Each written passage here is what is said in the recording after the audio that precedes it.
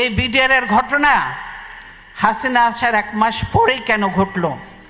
হাসিনা সব কিছু জানতো, 4 জনে সেদিন ডিনারে কেন যায়নি?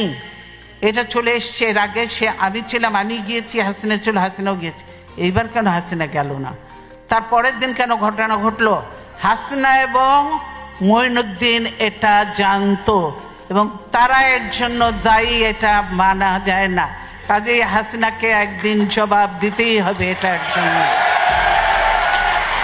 57 জন, হ্যাঁ আমি ক্ষতিগ্রস্ত হয়েছি, আমার ছেলেদের ইয়ে হয়েছে, তারপরেও আমি বলবো 57 জন ভালো ভালো অফিসার কিভাবে মারা হয়েছে তা চিন্তা করা যায় না। তাদের পরিবারদের সঙ্গে যে আচরণ করা হয়েছে সেটা চোখে দেখা যায় না। আমরা 57 জন অফিসারকে ই করে কাউকে পুড়িয়ে ফেলা হয়েছে, কাউকে গার্বেজের ভিতর দেওয়া হয়েছে, কাউকে আর এর সঙ্গে জড়িত ছিল আরও। আপনারা জানেন যে একজন ছিল, সে র্যাবে আমরা নিয়েছিলাম, লোকটা খুব ভালো ছিল, শায়েক আব্দুর রহমান ছিলেন গুলজার, আপনারা জানেন গুলজার ধরেছিল ওই শায়েক আব্দুর রহমানকে।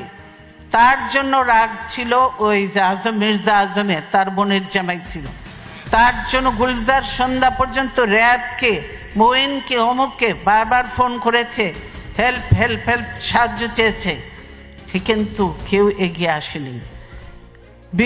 কি বলে র্যাব, আর্মি যে বসে আছে কিন্তু পারমিশন পাচ্ছে না, র্যাব ঢোকার পারমিশন পাচ্ছে না। পিলখানায় যদি তারা ঢুকতে পারতো, আমি মনে করি এরকম নয়, 2-1 জন মরতে পারতো, তো সব অফিসারকে আমরা বাঁচাতে পারতাম। দেশের এটা ছিল অ্যাসেট, আজকে দেশকে ধ্বংস করে দেওয়া হচ্ছে, আর্মিকে শেষ করে দেওয়া হয়েছে। এর জন্য অবশ্যই তারপরে তদন্ত কমিটি করে তদন্ত থেকেও বাদ দেওয়া হয়েছে। এমন সব লোকজন দিয়ে তদন্ত করতে যাকে দেয়া হয়েছিল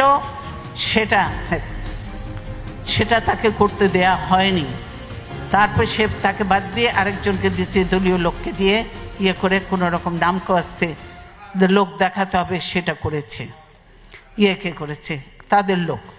এইটা বুঝতে পারছেন। কাজে বিডিআর ঘটনার সঙ্গে হাসিনা এবং মঈনুদ্দিন সরাসরি জড়িত। তারা এদেরকে নিয়ে একসঙ্গে শেরাটন হোটেল থেকে খাওয়া এনে খেয়েছে। তাদের যে তখন একজন ছিল, কি ডিডি ছিল না কি ছিল, কি না, তৌহিদ তখন কোথায় ছিল? হাসিনার ওখানে ছিল না?